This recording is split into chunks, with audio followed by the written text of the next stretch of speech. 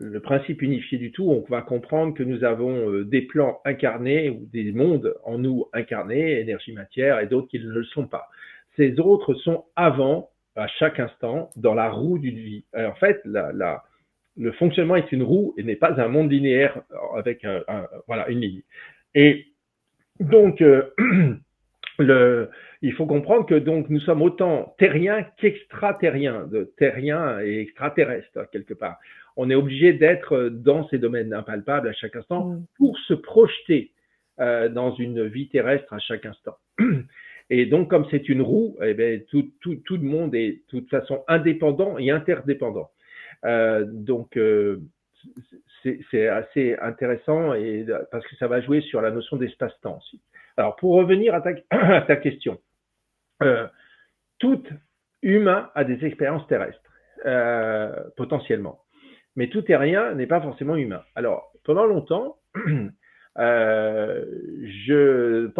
là où je faisais la chose, c'est que sur Terre, pour être affiché sur Terre, il faut savoir densifier son énergie. Bon, dans les modèles comme nous, d'êtres humains, c'est une mécanique, on va dire, de densification qui s'exécute sans y penser.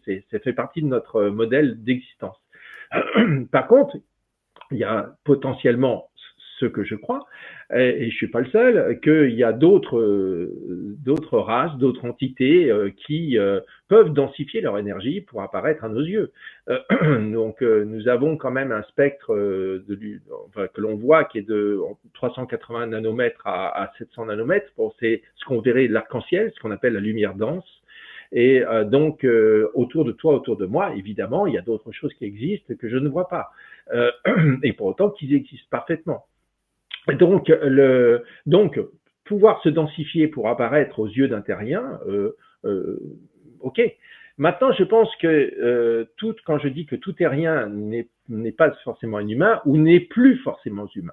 Et ça c'est un sujet, c'est sur le côté de l'humanité et comment ça fonctionne et est-ce qu'on n'est pas en train de déshumaniser notre Terre par le fait d'affaiblir cette espèce de fil d'Ariane qui connecte encore cet être mental, cérébral, corps de chair et d'os, etc., avec une conscience connectée à son âme, à son essence d'âme, à son éternité, au un de l'ordre implicite, etc. Donc là, pour moi, oui. Pour moi, on est en train d'effilocher complètement par des principes de peur, par des principes de monde inversé, par des principes de cacher le fait cet enseignement de savoir en fait ce que nous sommes.